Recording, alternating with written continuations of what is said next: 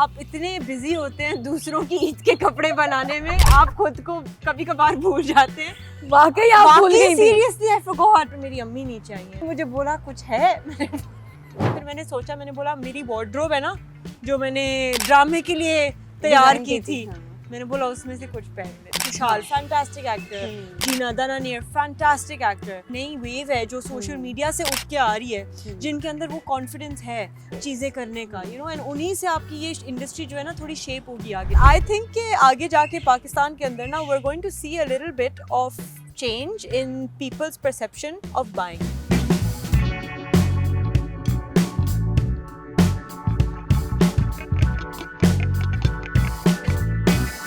Hi, this is Kehkashan Bukhari and you are watching me on Geo digital. आज जो हमारी guest हैं तो उनसे अक्सर जो है वो फैशन शोज़ में ही मुलाकात हो पाती है, लेकिन उनकी अच्छी बात ये है कि जब फैशन शो उनका कोई हो रहा होता है तो उनके कपड़े बातें करते हैं।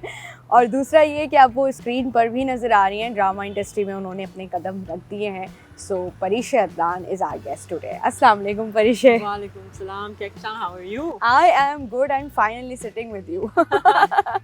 बहुत चीजें अलाइन करने के बाद। हाँ, फाइनली। मैंने भी आपसे यही कहा था कि हम लोग कह रहे होते हैं कि भाई ईद आने से पहले फैशन डिजाइनर्स जो हैं वो अपनी कलेक्शंस पर काम करते हैं, लेकिन परिशे जो है वो ड्रामे में काम कर रही थी। अभी आपने बताया तो मुझे पता चला कि you have this theatre background, लेकिन बिल्कुल फील नहीं हो रहा था कि जैसे आप पहली दफ़ा एक्टिंग कर रही हैं। सो क्या स्क्रिप्ट रीडिंग वगैरह वही कुछ प्रैक्टिसेस भी हुई या बस डायरेक्टली और ऑन द कैमरा? तो स्क्रिप्ट रीडिंग, मुझे स्क्रिप्ट दी गई थी, मैंने स्क्रिप्ट पढ़ी, आई थॉट मुझे बहुत मज़ा आया पढ़ के। आई वाज लाइक ये कैरेक्टर परिशे अदनान से बहुत हटके है, बिल्कुल उस तरह नहीं है जो मैं हूँ असल में, और जो मेरा कैरेक्टर है बहुत ज़मीन आसमान का फ़र्क है। ऑलमोस्ट ड्रेसिंग सेंस से, बाल से लेकर अदाओं से लेकर हर चीज़ के अंदर, यू नो, लहजे में, हर चीज़ में। तो I was like this seems like a challenge, and I was like चले करते हैं। तो फिर मज़ा आया आपको?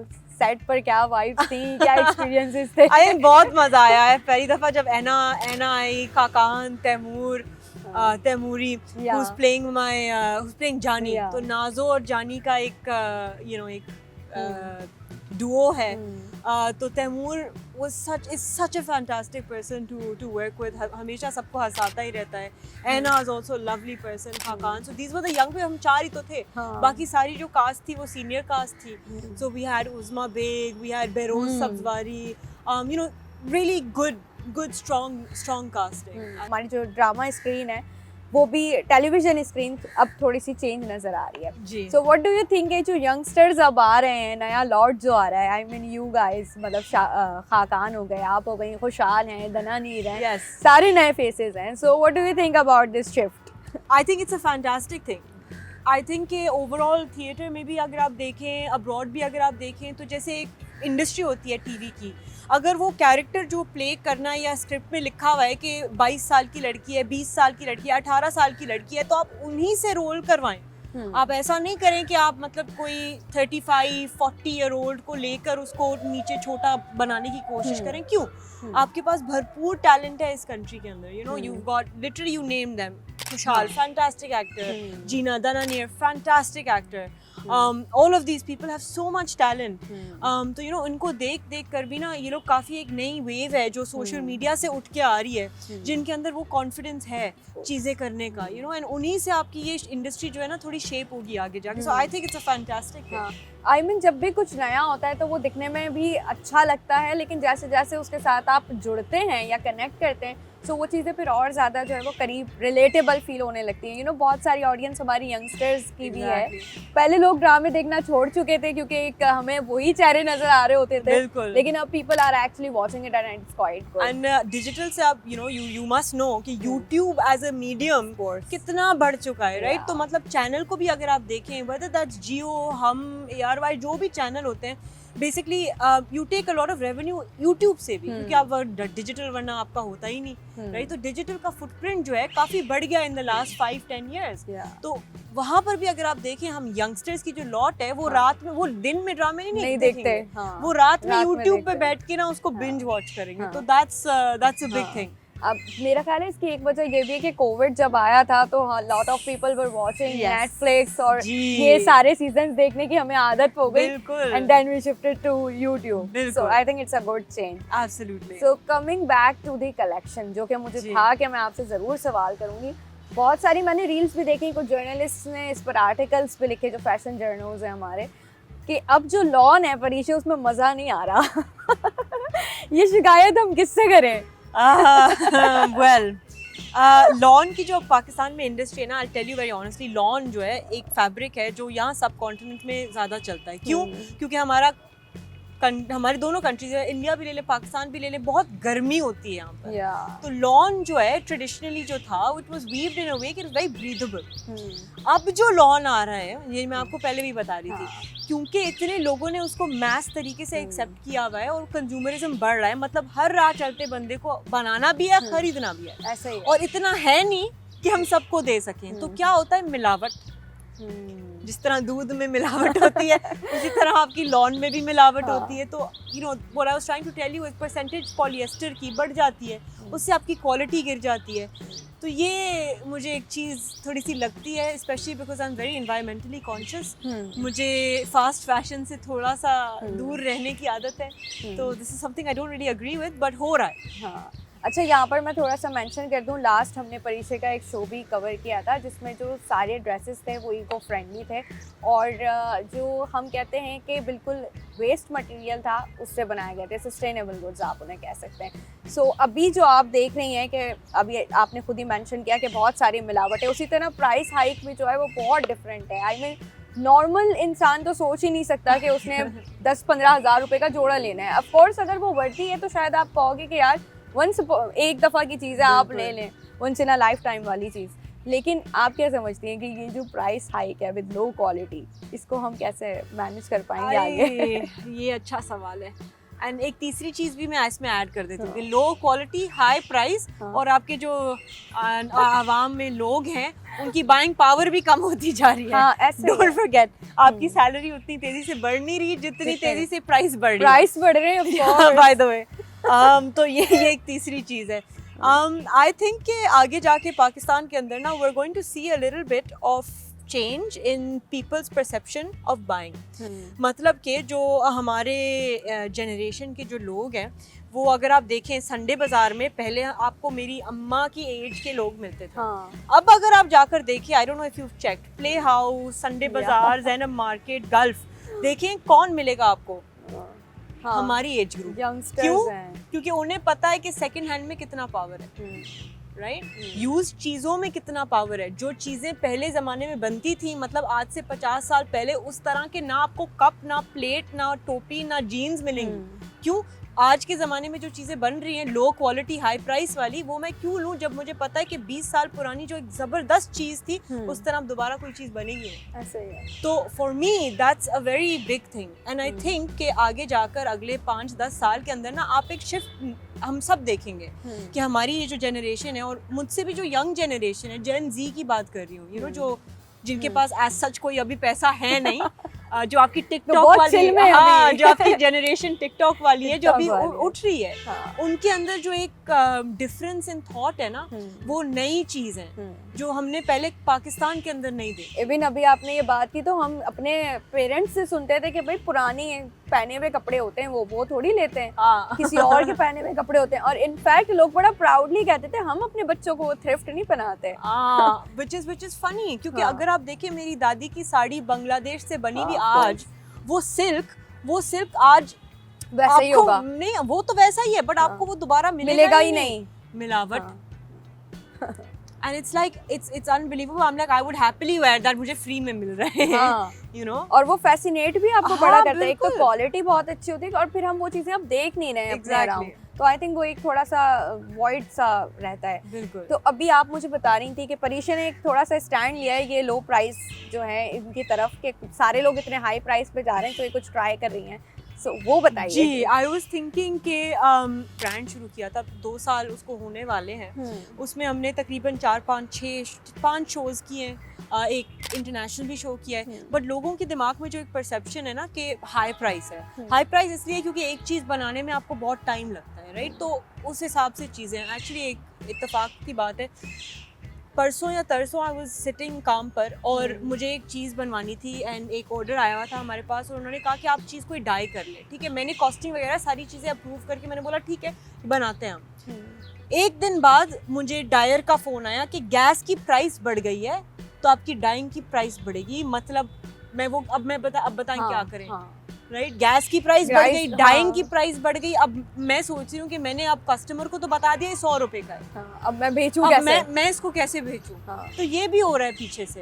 तो I was like you know what, अगर if I am not the only one जिसको ये चीजें फील हो रही है, बाकी सबको भी चीज फील हो रही है, तो how do we combine the struggle of low price at quality? तो अभी at the moment that's what I'm working on. I said कि show हम थोड़ा सा delay करते हैं. At the moment what I want to do is bring something cost effective to a larger market. तो ये अभी plan में। आपने जैसा मुझसे कहा भी था कि कोई प्रेट का आपका जी, प्रेट तो वही हो गया ना, प्रेट हो गया, मतलब रेडी टू वेयर। मतलब ऐसा नहीं कि मेरा जो कॉन्सेप्ट था जो हम अवामी के साथ भी लेकर आ रहे थे my previous brand, and what I want to bring back is कि हर बॉडी शेप जो है औरत की, स्पेशली पाकिस्तान के अंदर, आप और मैं एक चीज पहनकर शायद अच्छे ना लगे, ऐसे ही है। और जो चीज आप पर अच्छी लगे शायद वो मेरे ऊपर नहीं अच्छी लगे। सबका बॉडी टाइप डिफरेंट है। एग्जैक्टली। तो and how does one cater to that? And सिर्फ ये दर्जी आपको बता सकता है। एंड हमारी जो बैकिंग है, I mean I am privileged enough to have been born in a house जहां पर शुरू से हम यही काम करते हुए आ रहे हैं, right? I grew up with them, I grew up सिलाई मशीन के पीछे, यू नो। तो आई वाज लाइक ये तो मुझे पता है ना कि आपके ऊपर क्या कट अच्छा लगेगा। How do I bring that to the market कि आपको दर्जी के पास ना जाना पड़े, आप ऑफ द रैक अपनी बॉडी के लिए कुछ अच्छा उठा सकें जो लगे कि आपके ऊपर सिलाए। So this is the That's what I'm trying to do. I think अगर ये आप कर लेती हैं तो बड़ा अच्छा हो जाएगा। बहुत सारे लोग जो हैं वैसे पता है अभी दर्जी भी आपसे 2-2.5 हज़ार रुपए लेंगे just for stitching. Yeah. Have you gone recently? मैंने Probably not. बिल्कुल ही मैं ये सब भुगत के आ चुकी हूँ। हाँ, मतलब आप बाहर से लें, दर्जी से बनवाएं, वो उतने ही प्राइस का पड़ रहा है। अब तो इवन ये हो रहा है कि आप रेडी टू वेयर खरीद लें बजाय इसके कि आपने फैब्रिक लेके और फिर दर्जी के ख्वारी ऊपर से। तो आपने खुद अभी लॉन ट्राई की, जो क्या आपका, मैं जानना चाहूंगी कि आपका क्या रिव्यू है लॉन कलेक्शंस के बारे में। मैं आपको वही मिसाल दे रही थी कि मेरी जो शूट हो रही थी ना वो ये नूरानी कबाब हाउस के पास थी, सिंधी मुस्लिम के बाद। तो वहाँ पर एक पुल है, हम यहाँ कराची में बैठे हुए हैं, वहाँ एक यहाँ पुल है, वहाँ पर 4 बिलबोर्ड लगे हुए हैं, ठीक है? अब आप गाड़ी में जाते हैं वो बिलबोर्ड देखते हैं, बिल्कुल। एंड मैंने ये कह रही थी कि मुझे एक्चुअली अभी तक पता नहीं उस बिलबोर्ड पे कौन से ब्रांड थे। मुझे तो लग रहा था कि हानिया आमिर एक बिलबोर्ड से दूसरे बिलबोर्ड में, तीसरे चारों पे हानिया थी और एक ही तरह के कपड़े, एक ही कैमरा मैन, एक ही कलेक्शन और एक ही मॉडल। मुझे लगता है कि फोटोग्राफर भी शायद एक ही होगा जिसने सारे कैंपेन शूट किए। And I was like wow this is amazing. And क्योंकि आप यू नो आप ऑब्वियसली जब आपने you've taken an amazing person like Hania, you want Hania to be front and center, yeah, of right? course. तो आपका brand name भी छोटा सा है, तो वो तो नजर ही नहीं आ रहा, of course नहीं आ रहा बिलबोर्ड पे। It's like identical. I was like क्या, what convinces me as a buyer कि मैं A से लूँ या B से लूँ या C से लूँ? क्योंकि सबके पास एक सा ही प्रोडक्ट है। और even not only about the product, आप देखें कि थीम्स, डिजाइन, इवन जो प्रिंट्स हैं नॉर्मल बिल्कुल एक जैसे ही नजर आ रहे हैं। आई थिंक बनाने वाले पीछे से भी एक है। हाँ, शायद हो भी सकता है। I think so. तो ये होता है परीक्षा क्या एक डिजाइनर जो आपकी ब्रांड के साथ कनेक्टेड है वो डिजाइनर नहीं होते। यू सी लॉन के अंदर I give you something about the industry. कोई भी डिजाइनर जो है एज सच, अनलेस उनके पास मिल्स हो, वो लॉन खुद नहीं बना सकती, क्योंकि लॉन जो है वो मैस में बनता है, मतलब सैकड़ों पीस एक साथ बनेंगे। तो फॉर एग्जांपल अगर मेरे पास एक लॉन की फैक्ट्री होती तो मैं सिर्फ आपके साथ नहीं काम कर रही होती, मैं उनके साथ भी काम कर रही होती, मैं इनके साथ भी काम कर रही होती, और मैं बोलती आपको कौन सा डिजाइन चाहिए मैं आपको ये दे रही हूँ, आपको कौन सा डिजाइन चाहिए मैं आपको ये, होंगे तो सारे 19-20 ये होता है। मतलब एक जो आप कहते हैं ना मार्केट एक ही है जहाँ से सब कनेक्टेड है। फॉर एग्जाम्पल अगर आप कल को मुझे आके बोलती हैं कि परीशे लॉन बना दो, मैं बोलूँगी मैं खुद तो नहीं बना सकती, मुझे भी कहाँ जाना पड़ेगा, लॉन बनाने वाले के पास। हाँ। और शायद वो ऑलरेडी 5 ब्रांड कर बना चुका हो या बना रहा हो है ही, मोनोपोली है, मोनोपोली है, it's big, it's a big industry. This is the scene. ये तो हमें पता ही नहीं था कि ये जो सब एक से नजर आ रहे हैं उसके पीछे एक भाई का हाथ है। चले, फैमिली का हाथ है, फैमिली का हाथ है। अच्छा, अब ये बताइए कि आपका ये जो इंडस्ट्री में अब आपने कदम रख दिया, ऐसे मैंने कहा था, तो अब इस ड्रामे के बाद और क्या प्लान्स हैं आगे? एक्टिंग के अंदर मैं आपको पहले भी ये कह रही थी कि इस दफ़ा करने के बाद मुझे अंदाज़ा हुआ कि कितनी इसके अंदर जान जाती है, so to speak. It's not a piece of cake. It's not a piece of cake. It's not a walk in the park. ऐसा नहीं है बिल्कुल कि आप दोनों चीज़ें साथ संभाल सकते हैं। I don't know ये कैसे टाइम गुजरा है, क्योंकि काम के साथ साथ इसको जगल करना is actually been really difficult. तो इसलिए मुझे थोड़ा सोच समझ के आगे देखना पड़ेगा कि अगर रोल स्क्रिप्ट उस हिसाब से कुछ मिले, कुछ अच्छा प्रोजेक्ट अगर आए तो शायद कर लें, लेकिन तब तक बहुत सोचना पड़ेगा कि ये आगे जाके करना है या नहीं करना। It's because of the schedule और timings, इस वजह से। बिल्कुल it's just difficult to manage, अब आपका दिन शुरू होता है, आपके ऊपर लोग डिपेंडेंट हैं कि आप डिसीजंस मेक करेंगे, लेकिन आप सेट पे बैठ के makeup I'm not gonna lie, जब सेट पे आप होते हैं, मैं समझ रही थी कि काम दूसरे हो सकते हैं, नहीं हो सकते, क्योंकि जब आप एक दफ़ा वहाँ पहुँच गए ना, आपका दिमाग, जिस्म, सारी चीज़ें आप लेकर वहाँ गए, and that's the end of that. तो let's see आगे जाके क्या होता है, देखते हैं। अभी पता नहीं है कुछ क्या आगे क्या आने वाला है। अच्छा, जब आप सेट पे होते हैं या जब भी हम किसी ड्रामा आर्टिस्ट से बात करते हैं, तो एक चीज़ बड़ी अच्छी होती है सेट्स पर, आई थिंक, कि वो जो आपका बॉन्ड वहाँ पर क्रिएट होता है। सो अभी आपकी किन किन लोगों से आपकी दोस्ती हुई? मैंने बड़ा देखा आप इफ्तारियाँ भी बांटने गई हुई थी। इफ्तारी और वो आप दनानीर के साथ। अच्छा, दनानीर एंड अनीका के साथ। But that was, she is not on my set. Okay, वो तो आपकी वैसी दोस्ती है। हाँ, तो वो तो ऐसे ही हुआ था कि हम लोग ऐसी संडे को हम लोग साथ थे, तो हमने बोला कि कुछ करते हैं, तो हमें देना भी था, तो ऐसा रुके लेट्स गो। तो हमने बिरयानी उठाई पैकेट्स में बहुत सारी, और हमने बस रोड पर जाकर डिस्ट्रीब्यूट कर दी, मज़ा आया।